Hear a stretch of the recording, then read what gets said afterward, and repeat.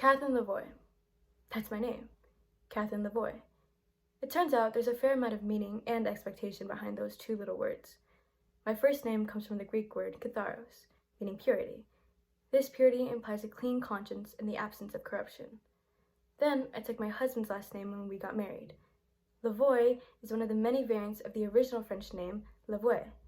It directly translates to the way. So putting those two names together, creating my own name, it means the pure way. With a name like this, most people would think that I've led a predominantly virtuous and thus successful life. Successful is definitely accurate. I made sure of that. The irony is that pure couldn't be further to how my life turned out. I don't know why I think so much about my name. Maybe because it's the nature of how I think. I'm a lawyer, one of the assistant district attorneys of Philadelphia to be exact. To get there, I was trained to think deeper, outside of the box, in between the lines, and just about anywhere to win. It's my job to make connections and solutions to solve problems. I'm always trying to find the answers. It could be that I think about my name so much because it's something I haven't been able to figure out. Actually, it's the one thing I can't seem to make sense of in my head.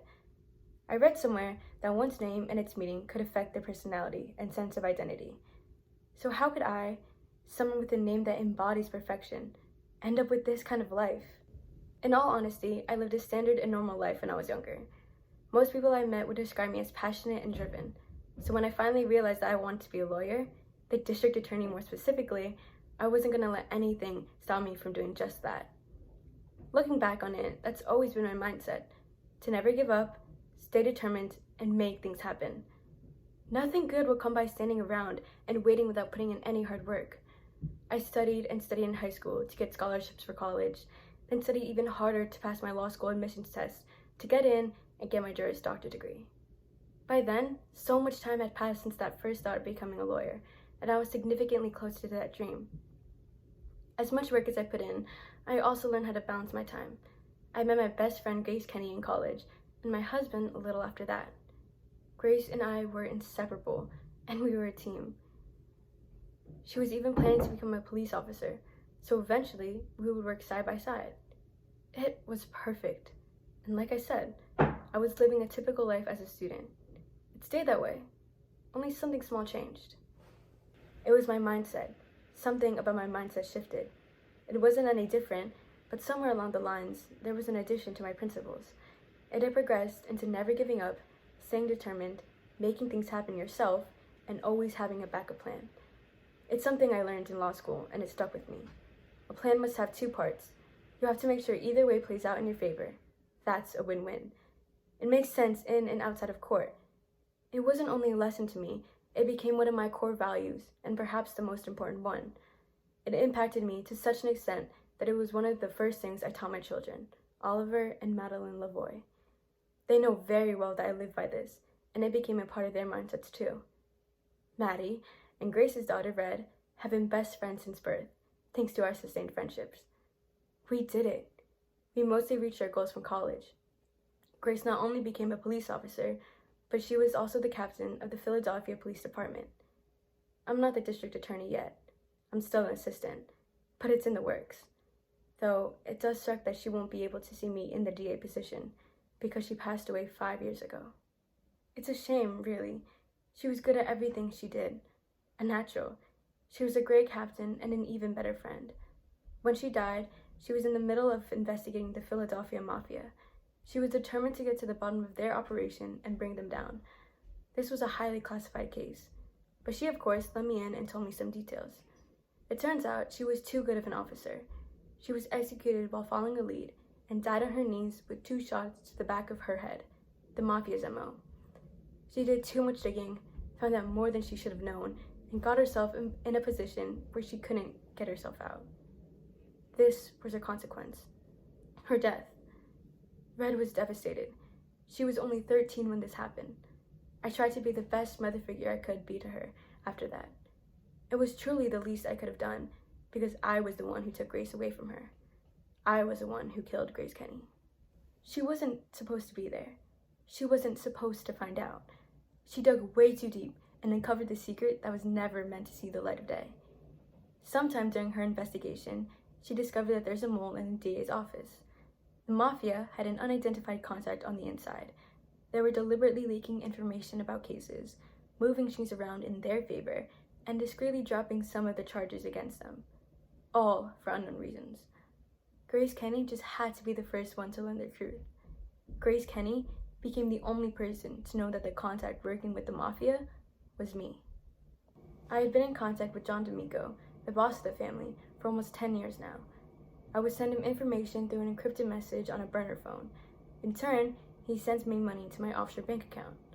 Assisting organized crime while trying to climb the ladder to DA sounds problematic. But again, a plan must have two parts, and I knew that this position would benefit me someday when I'm gonna need it. But when Grace found out my little secret, I knew she would turn me in. So I took her to an abandoned power station in the South Philly and killed her. I killed her in their execution cell. It was the perfect cover-up. She was looking into the mafia, she learned too much, and was silenced, which was basically the truth. It worked perfectly for me, because no one knows who actually murdered her, and her death is still deemed an unsolved case to this day. I killed my best friend 5 years ago, and got away with it. How did it get to this point? Things were starting to fall into place. The district attorney was stepping down, meaning someone will be promoted to the new DA. The two main competitors to succeed him were Mo Fraser and myself. Fraser is a great prosecutor, but that would also mean that the run will be close. So close that I might not win. Well, I wouldn't let that happen. Luckily, the mafia was split into factions due to the death of John D'Amico about a year ago. There were fights between Tommy D'Amico, his eldest son, Joseph Menino, his underboss, and Francesco Gotti, his consigliere, about who would become the next head boss. These two events set the stage of my plan to assume the DA position without fail. Similar to all my other plans, there are two parts. The plan is to win no matter what outcome there will be. It starts off with the death of Joseph Menino by 2 shots in the back of his head. This will make it look like it was done by a mafia member, though it may or may not have been done by me. Next, I bribed Red, who had been struggling financially ever since Grace died, with $20,000 to say she witnessed Frank Gotti flee the crime scene the night Menino died. Although it's technically illegal, I convinced her that it's for the best and safer for the city of Philadelphia to have Gotti put behind bars. It's also highly possible because Gotti would have had strong motive to murder Menino. She agreed. She stayed anonymous. Nothing about her was disclosed to the public because of the clear risks. Her identity was kept a secret. Until it wasn't. I gave the mafia Red's identity profile. But this time, I didn't send it on my burner phone. I sent the information through Mo Fraser's work computer.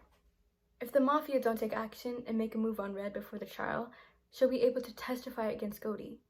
I'll win the trial, and putting away a major leader from the mafia will put me far ahead of Fraser. I'll become the DA. On the other hand, if Red is targeted and gets injured or possibly dies, everyone will look into how classified information was given to the mafia.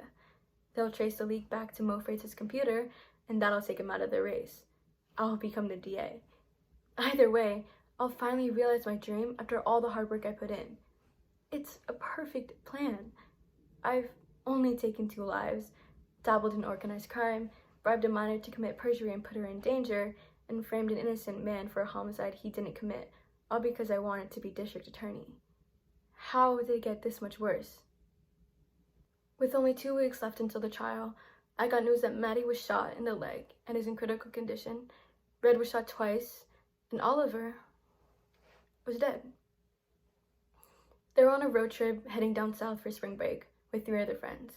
This all happened only 8 hours after I called them, after I saw their faces on my phone screen.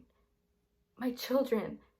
One is dead and the other on the brink of death.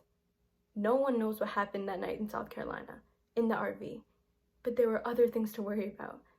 I had to plan my son's funeral, still prepare for the upcoming trial, and visit my daughter who almost bled out. I was at the hospital, ready to see Maddie, when my knees suddenly hit the floor, followed by the rest of my body. I don't know what was going on. I could faintly make out the screams and panic of the people around me. I felt a sharp pain in my chest. I started seeing red everywhere. Oh, I got it. This whole incident with the kids was because of me, because of my plans. Is this my punishment? I killed my son. I put my dog in the hospital. I killed my best friend. And now I got myself shot. Was it all worth it? So much for being district attorney. So much for a pure life, Catherine Lavoy. Now you're going to die. How did it end up like this? Looks like I still can't answer that. But now I know what goes through someone's mind in the split second before they die.